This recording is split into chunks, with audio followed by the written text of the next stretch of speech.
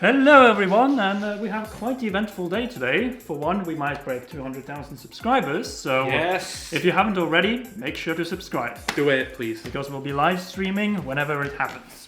But there is a reason for this video, because Nintendo has finally confirmed that we're getting a Nintendo Direct for E3. Not surprising. Not surprising, and it's also not surprising when and how they will be presenting it. Because it's June 11th, that will say the opening day of E3 at 9 AM PT. That will say 12, actually noon. Noon EST. Noon in EST. Yes. Noon EST yes. and around 6 in most part of Europe. And mostly they have pointed out that they will be focusing on 2019 games.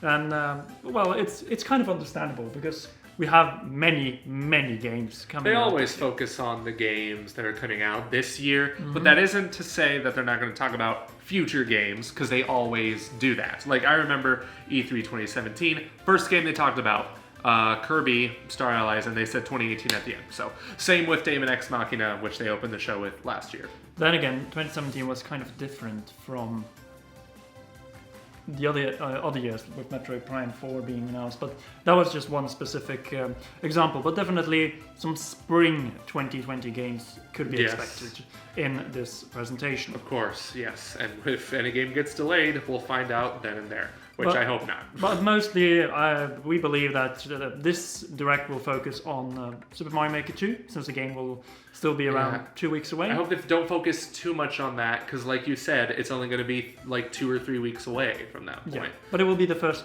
instance where it's available, where it will be playable. Yes. So it makes sense. Absolutely. Then we need to definitely see the first gameplay of Animal Crossing for Nintendo Switch. Yes, and as much of an Animal Crossing fan as I am, huge Animal Crossing fan, please, Nintendo, do not do what you did last year and focus 25 minutes of the Direct on it. Please don't do that. Well, I doubt they will, because Yeah. this time it looks like they're spreading it more out over more than just one game. Last year was just Smash Ultimate. Yeah. This year we have Animal Crossing, we have Luigi's Mansion 3, we have Fire Emblem 3 Houses, Astral Chain. and totally Pokemon Sword and Shield. Exactly. Yes, of course. So, And how do you think they will divide it up, since they have so many games to go over? that's the thing, man. You can never expect how Nintendo's ever going to divide the Direct up. Like, who would have thought last year they started off with Daemon X Machina and Xenoblade Chronicles expansion. But then the year before that, they started off how we expected them to start it off. Like with a little reel showcasing the Switch, because it was a brand new, fresh product that was only 3 months old at the time.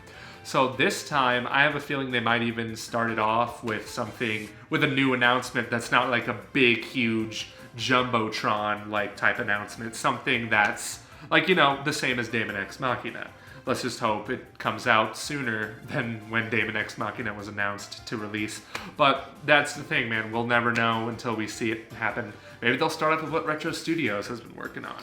Yeah, there's a lot of questions regarding how they will structure this Nintendo E3 2019 Direct, mostly because there are so many games to select among. A lot of games. You can start with Pokemon, you can end with Pokemon, you can start with Link's Awakening, Yes. you can end with Link's Awakening, Luigi's Mansion 3, don't end on that. Animal Crossing, the upcoming game in 2020, whatever that be. Whatever that is. And there's just so many ways they can do this Nintendo Direct. And we know that before the Direct, on June 8th, they are hosting this big World Championships again for Super Smash Bros. Ultimate and for Splatoon 2. But I think they are actually teams this year. Sounds about right. Yeah, because they have qualifiers in Europe, they have qualifiers in America, Asia, and then probably also South America. Of course. Or Australia. That makes much more sense. Australia. So we will be at E3 this year, and definitely covering all of the big things, specifically focusing on the likes of Animal Crossing, Link's Awakening, because, well, we are a Zelda channel after all. We are. And Hold on, time out. This is news to me. Everybody, hold your horses. Just kidding. And we'll also be covering all of the other game announcements and come out with videos that are specific to these things. I really can't wait for Sony's press conference. I am very excited for it. It's happening. Not happening. Oh, since we're on the topic of Sony games, one game that is definitely not coming to the Nintendo Switch. Final Fantasy VII Remake. We finally got a trailer, or more of a teaser, actually. It was a trailer for another trailer that's coming out in June. Well, we can call it a gameplay reveal, because it's now in-engine, it's still under development, but as we know with Square Enix games, it might be some time. It might be some time. Yo, this game, they showed off the PlayStation 4 consoles at the end of the state of play. So this game is still coming to the PS4, but who knows if that's also not going to be dual release with PS5. Probably more like Persona 5 was. When they said it would come to PS3, yes, it did come to PS3, but it also came to PS4. Mm-hmm. And now you have the PS4 Pro, so I think the PS4 Pro can run those graphics with absolutely no problems. Let's just hope the PS4 version doesn't suffer as a result. Yeah. So maybe Sony might be even able to make an impact at E3 thanks to Final Fantasy VII Remake, but based on the graphics we saw and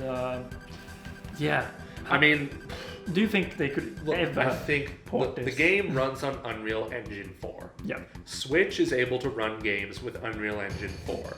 I was surprised when I saw Hellblade running on a Switch. That's true. That's true. Yeah, and even it's just like there's also the examples of Doom and Wolfenstein, two very graphically intensive games. But then you have the argument of the id Tech 6 engine, and I think the next engine is going to be id Tech 7. I think that's what Doom Eternal's running on. That is a super optimizable engine. Like, even the most low-end PCs could run those games on PC in, like, max settings. Yeah, but then again, when it comes to Final Fantasy VII, it really comes to the shading when it comes. There's just... The more I look at that game, it's not a simple Unreal Engine 4 game. It's not just something you could give it to Panic Button and make them port this to Switch. At the same time, though, that game's not going to be like a huge open world experience. It's going to be more of a corridor-based game, theoretically. That's what Final Fantasy VII was. It's an urban RPG, and especially the first part of the game. Exactly. The question is, are they still doing episodic? I don't know. That's the thing. There's a lot of questions regarding this trailer, but at least we got to see some of the characters. We got to see something, right? Something, and we got to see Sephiroth for the first time. Though there was this promo picture they had of Cloud and Sephiroth. So it's kind of a little spoiler because he's kind of important in the game. Yeah, even then, most people know what happens in Final Fantasy VII. Even though I don't want to say, you should always be courteous and never spoil things. That's why we don't talk about Link's Awakening too much. No, because there's a lot of people who are going to experience this game for the first time. So I think the same logic could apply to the Final Fantasy VII Remake. A new generation of people are going to experience this game for the first time on the remake. I know, for example, I would, because I don't know if I could even try to play the original game. Well, the graphics in the original have not aged that well. The gameplay still holds up. Yeah, and I know the new version that released recently on the Switch, and it's also on PS4 and PC. That version also has quality of life improvements. You can make the game run faster. You can get rid of those stupid random encounters. It scales better. So, I don't know, maybe I will give it a shot on the Switch. That's a game I'd want to play on the Switch. So, but do you really think that Square Enix now could dominate E3? Because I think they might have an expansion for Kingdom Hearts 3. They might. They will be talking about Final Fantasy VII Remake, which they now confirmed in State of Play.